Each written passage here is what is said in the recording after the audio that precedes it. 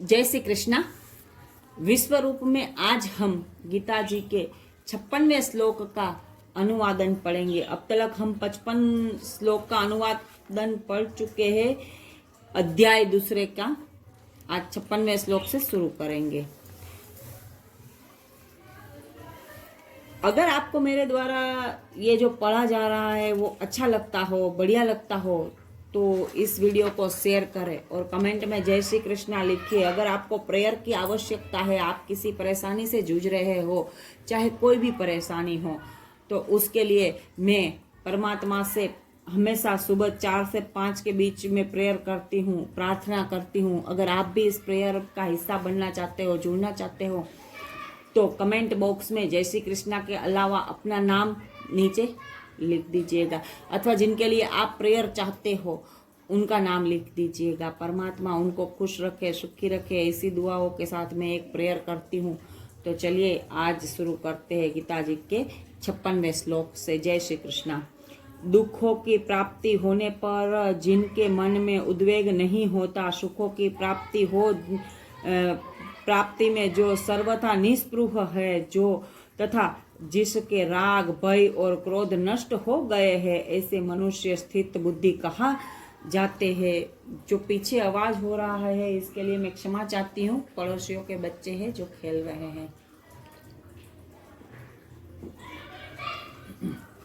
जो पुरुष सर्वत्र स्नेह रहित हुआ उस शुभ या अशुभ वस्तु को प्राप्त होकर न प्रसन्न होता है और न द्वेष करता है, उनकी बुद्धि स्थिर है। और कछुआ सब ओर से अपने अंगों को जैसे समेट लेता है, वैसे ही जब वह पुरुष इंद्रियों के विषयों से इंद्रियों को सब प्रकार से हटा लेता है, तब उसकी बुद्धि स्थिर है, ऐसा समझना चाहिए।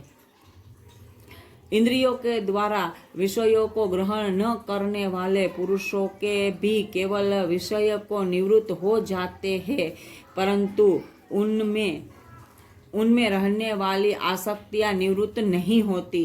इस स्थित प्रज्ञ पुरुष की जो आसक्ति भी परमात्मा का साक्षात्कार करके निवृत्त हो जाती है। हे अर्जुन, आसक्ति का नाश न होने के कारण है ये प्रमथन स्वभाव वाली इंद्रियां यत्न करते हुए बुद्धिमान पुरुषों के मन को भी बलात् हर लेती है। इसीलिए साधक को चाहिए कि वह उन संपूर्ण इंद्रियों को वश में करके समाहित चित्त हुआ मेरे परायण होकर ध्यान में बैठे, क्योंकि जिस पुरुष की इंद्रियां वश में होती है उसकी बुद्धि स्थिर हो जाती है।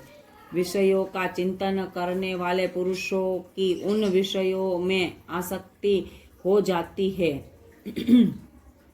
जय श्री कृष्ण। आसक्ति से उन विषयों की कामना उत्पन्न हो जाती है और कामना में विघ्न पड़ने पर क्रोध उत्पन्न होता है। क्रोध से अत्यंत मूढ़ भाव उत्पन्न हो जाता है। मूढ़ भाव से स्मृति में भ्रम हो जाता है। स्मृति में भ्रम हो जाने से बुद्धि अर्थात ज्ञान शक्ति का नाश हो जाता है और ज्ञान शक्ति का नाश हो जाता है और बुद्धि का नाश हो जाने से यह पुरुष अपनी स्थिति से गिर जाता है। सही कहा भगवान ने, जिनकी बुद्धि नष्ट हो जाती है वो अपनी स्थितियों से गिर जाता है। परंतु अपने अधीन किए हुए अंतःकरण वाला साधक अपने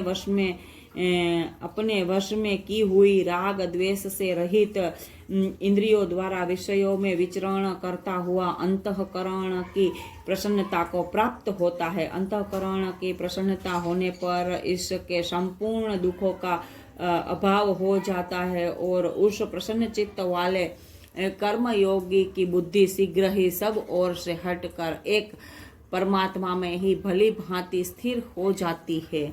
न जीते हुए मन और इंद्रियों वाले पुरुष में निश्चयात्मिक बुद्धि नहीं होती और उस अयुक्त मनुष्य के अंतःकरण में भावना भी नहीं होती तथा भावनाहीन मनुष्यों को शांति नहीं मिलती। और शांति रहित मनुष्यों को सुख कैसे मिल सकता है।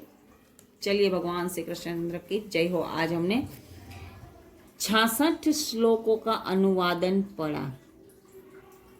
अब हम आगे 67 से लेकर 72 लास्ट श्लोक है, 72 श्लोक तक का अनुवादन पढ़ेंगे।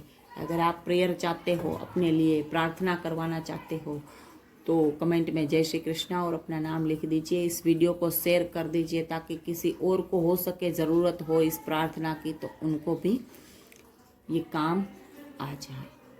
चलिए, भगवान श्री कृष्ण चंद्र आप सबका कल्याण करे। ये समस्त जो भी मैं पढ़ती हूँ, इनका समस्त पुण्य मेरे पिता को अर्पित हो। मेरे स्वर्गस्थ पिता की आत्मा को परमात्मा शांति, सद्गति और मोक्ष प्रदान करे। Thank you so much.